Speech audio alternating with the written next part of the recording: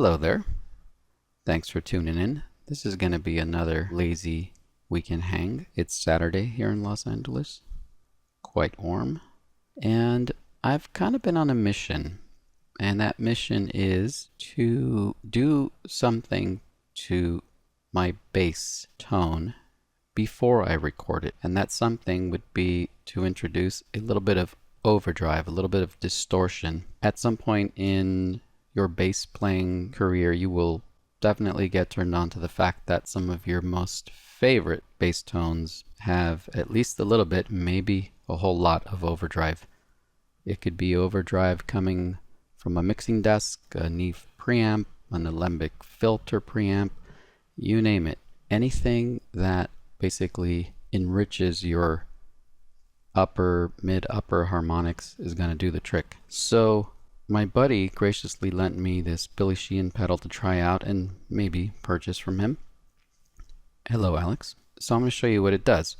This is just the unaffected bass.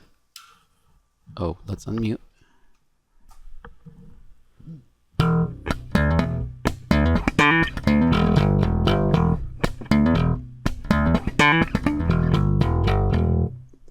So that's my PV Cirrus, by the way, using just a neck pickup. So, you know, it's a decent sound, but not only are the strings a little dead, I can tell it's missing a little something. And by the way, that's another kind of hack way of using distortion or overdrive, is to bring a little zing out when your strings are going a bit flat. So let's turn it on.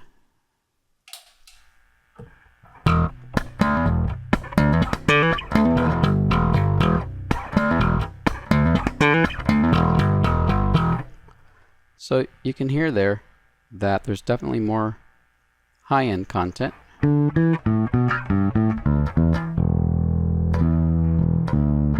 That's definitely what I was going for. So I'm happy with that.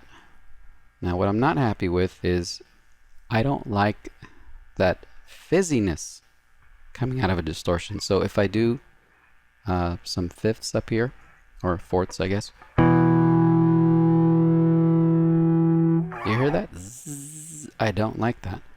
So I was watching this video where this guy was explaining how he used the clean loop out of the Billy Sheehan EBS pedal to tame the high end, so the high end wasn't distorting.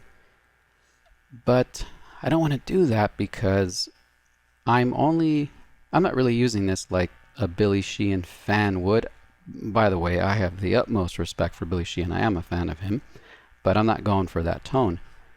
So I don't want to lose the high end from my clean signal. I want to keep that intact because I'm just mixing this in a little bit.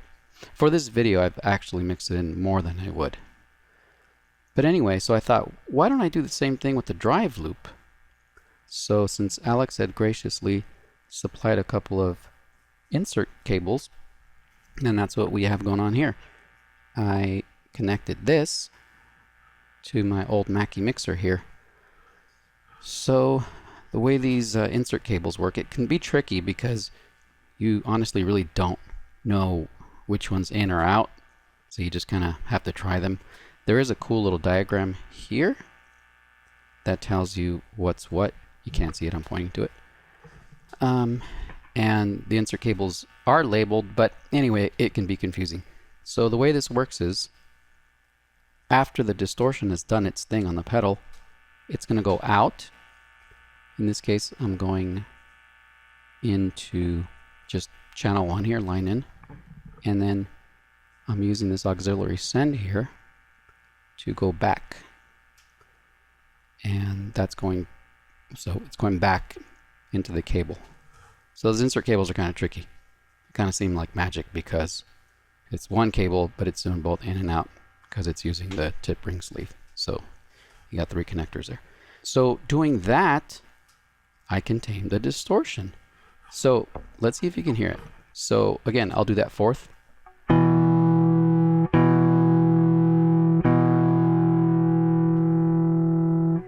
And what I'm going to do here is use the mixer's EQ to turn this. I'm just going to turn it all the way down. And now we get this. So you see way less of that fizz.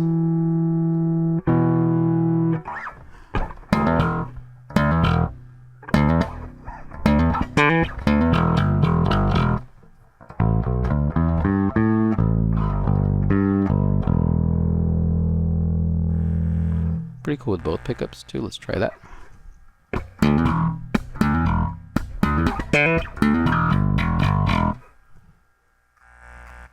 By the way, I'm in my sort of makeshift studio setup. It's not my regular upstairs studio where the power is a little better. There's a lot of noise here, a lot of RF, EMI, whatever you want to call it. So you probably hear when I'm touching my bass controls. Look at that, see? I don't want to get into all that right now because that's a rabbit hole. So anyhow, that's really what I wanted to show, is that I'm using this Billy Sheehan pedal to give me just a little bit of drive. Well, you know, it's about at 11:30, but you see the level, I have it way down, and you know, my clean is pretty well up there. Though you can sculpt your tone a bit with that tone. I'll try to, let's play a D here.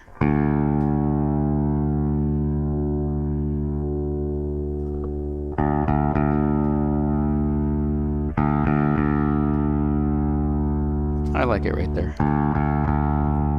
Anyhow, you don't need a mixer to do this. It would probably be way easier, definitely more space saving if you just had an EQ pedal. So you could just use this drive loop with an EQ pedal. And yeah, you could do it either before or after the distortion circuit. So that's what the clean loop, drive loop is all about. So there you go. Now what we're going to do next is take a look at the Animato, or an Animato clone. We're going to do something different with that one. Okay, be back. We are back, and the animated bass distortion, the clone I was referring to, is now in the mix.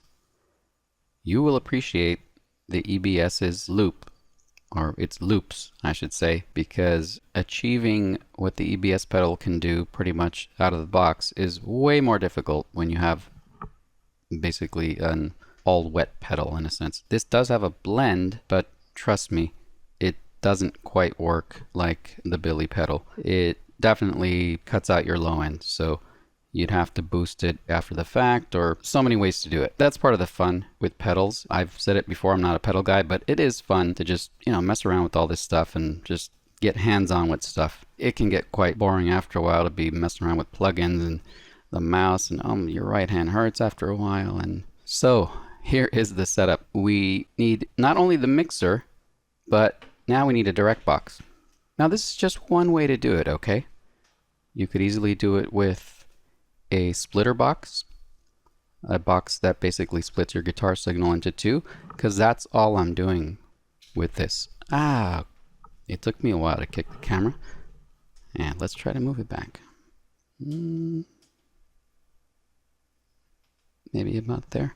Okay, we'll leave it there. So basically, out of this compressor, we're using just a regular old pedal patch cable into this warm audio direct box. So the through line, this purple ended cord, is going back into the Animato.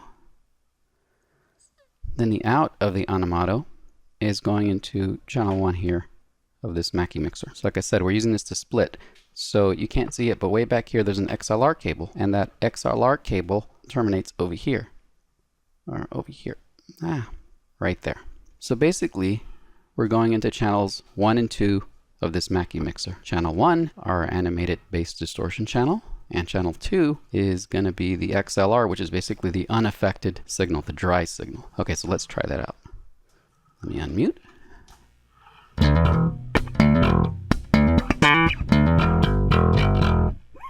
Okay, I tried my best to match the dry level before, but this is a whole different setup, so it might be a little different level wise. Okay, so that's dry. Now, if I turn this on, really nothing's going to happen, because I am using the auxiliary send controls to feed this master auxiliary send that's going to another mixer over here off to the side that you're not seeing. It's that ART USB mixer that's going directly into my phone. So all of this is being captured live, stereo, just 2 stereo tracks right into the phone. So yeah, this auxiliary send controls the dry, and this controls the wet. So all I have to do now is turn this up. You can already hear the noise there, right? So here we go.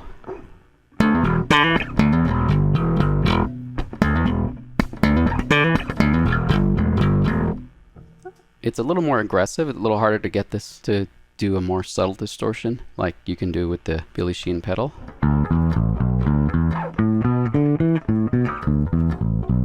But it would probably sound pretty good in a mix. Now I'm doing the same trick here though.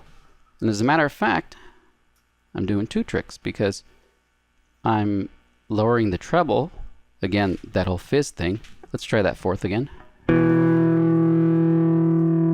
Right, even more fizz than the EBS Billy Sheehan pedal. So let me turn that down.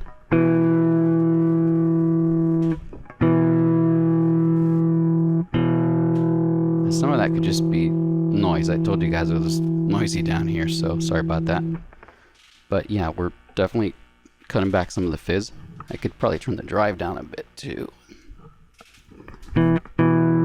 But what I'm also doing is I'm cutting the low end here, because I don't need that low end. I have it coming in from the clean channel. So, I mean, there are no rules. There are no rights and wrongs here. That's just the way that I envision my tone. I just want a little bit of extra drive from this pedal.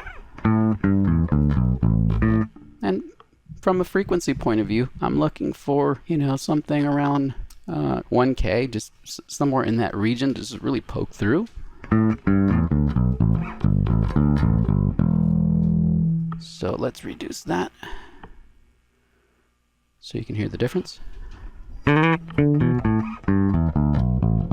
So it still sounds good, but, you know, gets a little more clinical, a little more just dry, you know.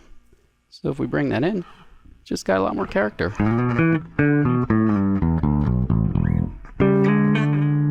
Oops.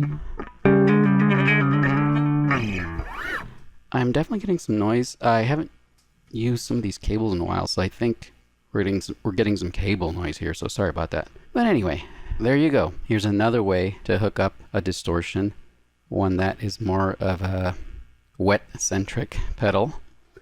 You got to split it somehow and then combine it somehow. So here we're splitting it with this, combining it with this, and we're kind of doing the EBS Billy Sheehan thing. So it's a lot easier to do with the EBS Billy Sheehan pedal. Another cool way of accomplishing this wet, dry sort of environment is a pedal that I just saw. I don't know if you guys are fans of Bass the World. I like the guy's videos.